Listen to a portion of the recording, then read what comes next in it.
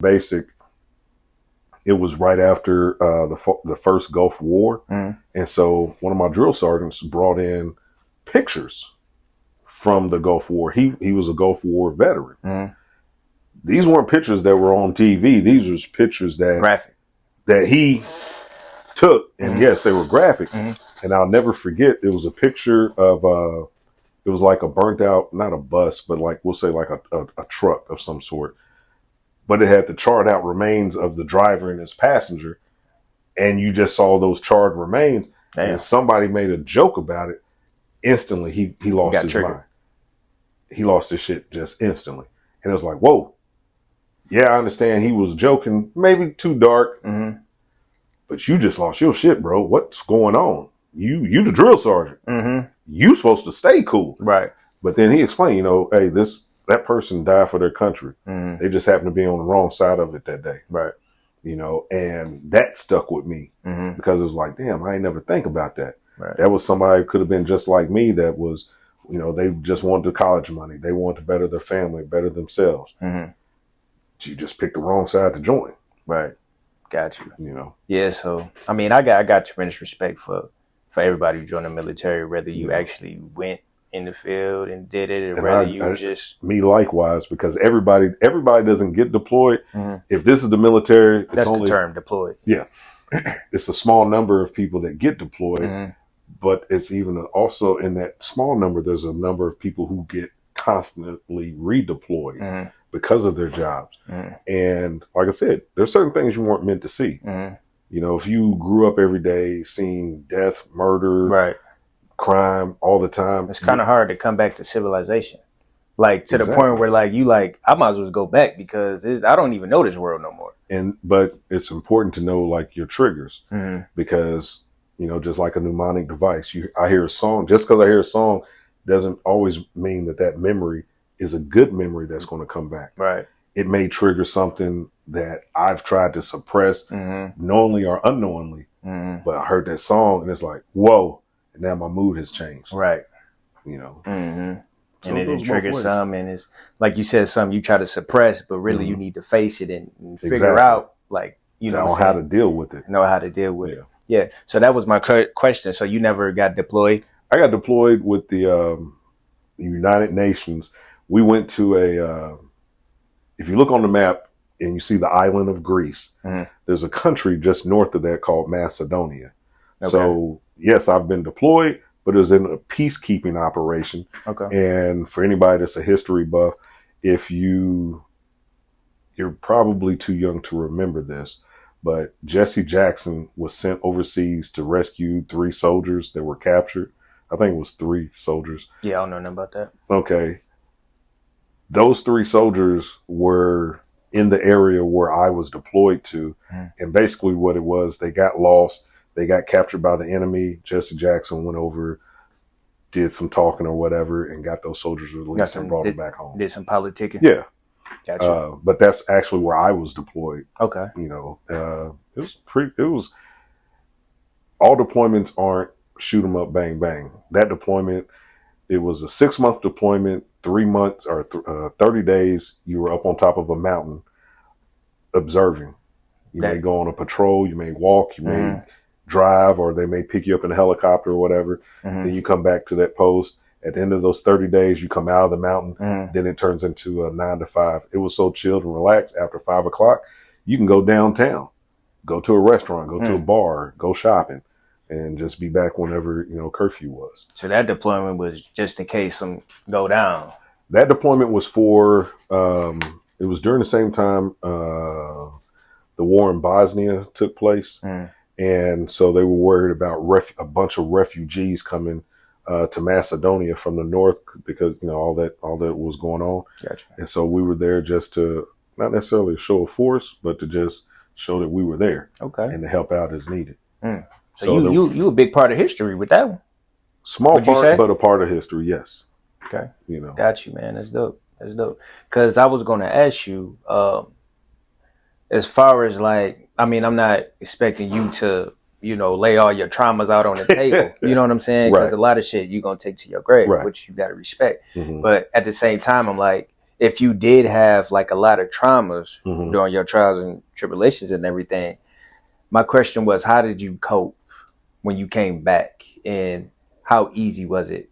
How long did it take you to be able to be like, okay, I think I'm good? Well, first step was realizing that there was something, which that took time in itself. It was just like, I'm angry and I'm just, what was it that I think it was not Infinity Wars, but it was one of those Marvel movies where the Hulk turns around and he's like, my secret is I'm just always angry. I think that's Avengers. Yeah, Avengers. Yeah.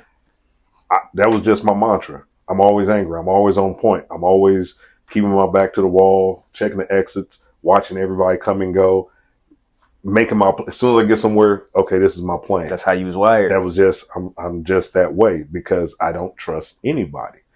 But then realizing, like, dude, you're at your daughter's elementary school. What's really going to happen at an elementary school? Not to say something couldn't happen, but the chances of tone down the threat con a little bit. Yeah. And it became a thing of, okay, let me try this to deal with it. Some of the things I do, like I say, I'm 50 years old. I play video games. There's nothing on that video game that's going to hurt me or anybody around me. But doing that video game, I don't have to think about anything.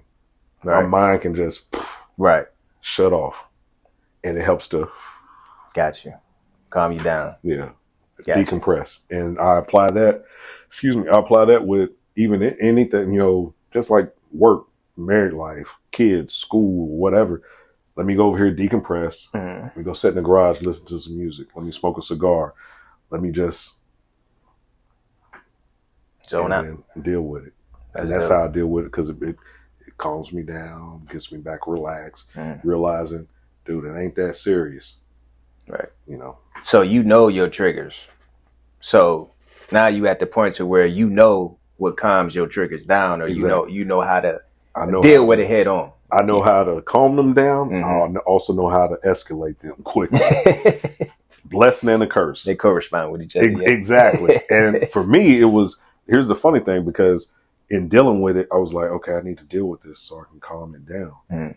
But then a little piece was still saying, like, but what if, because there are school shooters. There are those instances, what was it?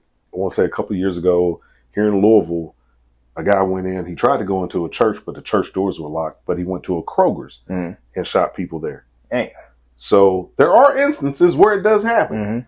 So, okay, so I'm not going to give up all of this, but I also need to know how to add the salt to it to get it up to threat con 10 instantly. And so that was that balance. Gotcha. And then that balance actually helped to stay on this side a lot more, because I'm not giving up that control. Right. I'm not without, Gotcha. That's well said, brother. Well said. So for those who plan on joining the Army, or thinking about joining the Army, what advice would you give them? It's the best thing since sliced bread.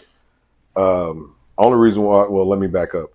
If coming out of high school, you don't have a 4-year scholarship somewhere, man, to hell with trying to get into debt. I listened to a podcast years ago, and the part that stuck with me about that podcast was saying this person was trying to retire, but they couldn't draw their retirement check because they still owed student loans. That's crazy. What? Are you serious? That is insane. So it's insane. So how do you combat that? Because credit is all we really got. With going to the military, you can go to the military. You don't have to go active duty. You can go to the reserve and get them to pay for your school. You can go to the military active duty for whatever the minimum is now, 2 or 3 years. That ain't nothing. And you got the lifetime benefits. Bruh. You can go in that 2 to 3 year time period and just show up and go to work while you try to figure out what you want to do or be in life. Go to school while you're there, so they're paying for it. Still have them pay for it once you get out. And that could be so far in your past. But here's the thing. The one benefit, other than the medical or the disability benefit I get from the military, that has helped me tremendously, you and I are both minorities by the color of our skin. I am a double minority because I am a black man who is a veteran. But I'm also a black man that's a veteran who's a disabled veteran. So I don't know if you're familiar with, I think it's called EEOC, Equal Employment Opportunities or whatever it is. I think I heard of it before. But you know, when you go fill out an application, they ask you your status. Oh, yeah, that's always one of the questions, right? And the reason why is because these companies get credit for the number of minorities that they hire. So they show that they have fair hiring practices, the number of veterans, the number of disabled veterans. And so when I put that on the application, there's not a job I ain't got that I put that on. Gotcha. Not saying that I'm not qualified without it, but in today's atmosphere, it's going to better your chances. Every little bit helps. For sure. You know. Okay. So it's little things like that that I say, if you don't have the money to go to school and you're not about to go work in a factory for 8-10 hours a day, sweating your ass off, you may as well go run around with Uncle Sam for a little bit. See the world for free. Do some things you probably would never do. And learn some skills, man. Learn a skill or two. They're going to teach you. And then decide, you know what, this really ain't that hard. Right. Let me do this a little bit longer. Let me do this a little bit longer. I don't want to do 20, so I'm only going to do 10. But now I'm 28 years old. I've got a degree because for the past 10 years, I've had them pay for my school. Right. So now I'm going to go to school and get my master's or my PhD. So by the time I'm 32, I will have very little or no education debt, but I will have the degree and can go, the sky's the limit. Right. But you got to be focused. You got to be determined. Right. To stay with the plan. I agree with you, man. I ain't even go to the military, but I would say everything that you just said, like you ain't trying to go to school or you ain't got no big plan working in no factory. Why not? Right. Yeah. See the world, learn a skill. You know what I'm saying? It ain't like it for the rest of your life. So no, go right ahead. Not so yeah, I like that.